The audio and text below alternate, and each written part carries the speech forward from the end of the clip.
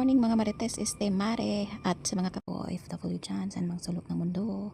So ayan na nga, kailangan nang bumangon ng maaga kasi may trabaho na naman, Lunes na naman. So kuskus na naman si Inday, buhay ng abroad. Ayan, so ligpit-ligpit muna ako ng higaan pag mag-prepare papasok sa work. So ligpit-ligpit muna.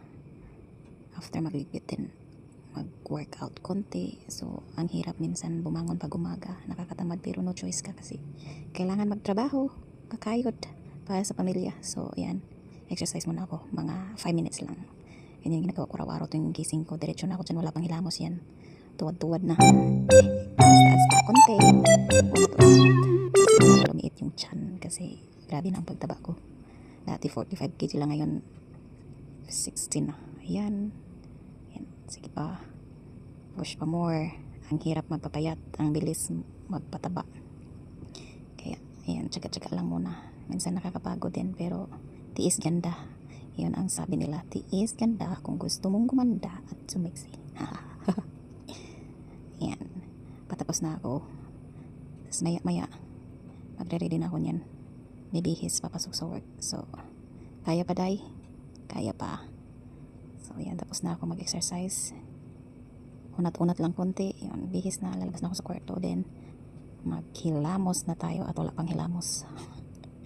Hindi ako naliligo pag umaga, so toothbrush lang, tsaka hugas-hugas, yan lang. Silamos kasi tuwing gabi lang ako naliligo after work. So toothbrush lang muna kasi pag naliligo pa ako ng umaga medyo matagal na sa oras, so hindi kaya ng oras ko. So ganyan lang ginagawa ko tuwing umaga, toothbrush. Then hugas-hugas din pag may time. Yan, hilamos na ako. Yan, tapos na. Bye-bye. Maghugas muna. Yan, tapos na siya. Okay, painit na naman tayo ng tubig para sa kape. Magkakape ako before papasok. So, habang pinapakulo ko yung tubig, yan, magbibihis muna ako. Yan, at tapos na ako magbihis. Ready na ang damit ko papasok sa work. Lagi akong nakapants kasi naglalakad lang ako.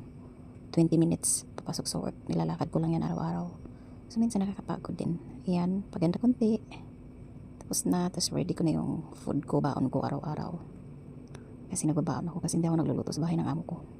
Kasi pag lunchtime, busy ako. Ayan, timpla ng kape. Para magkape muna before lalabas, papasok sa work. Kape lang, tsaka bread. Yan lang breakfast ko every morning. Purong kape yung tinitimpla ko, pero minsan nilalagyan ko siya ng fresh milk para hindi masyadong matapang. Kasi less sugar, less sugar daw. Tapos, peanut butter lang at honey ang nilalagay ko sa bread. Yan. Tapos coffee time. Yan, nilagyan ko pa lang fresh milk. Yan, kape na. Kain tayo for breakfast. Tapos ganyan ay mag ready na. Papasok na yan maya maya. So samahan nyo ako papasok sa work. Yan lang yung kinain ko. Yan. Ready na, magsapatos na muna. At lalayas na ako. Ayan, let's go. Salamat sa mga nanonood. Bye-bye. Let's go. Bye. Salamat sa panonood mga Mari. See you in next video. Bye.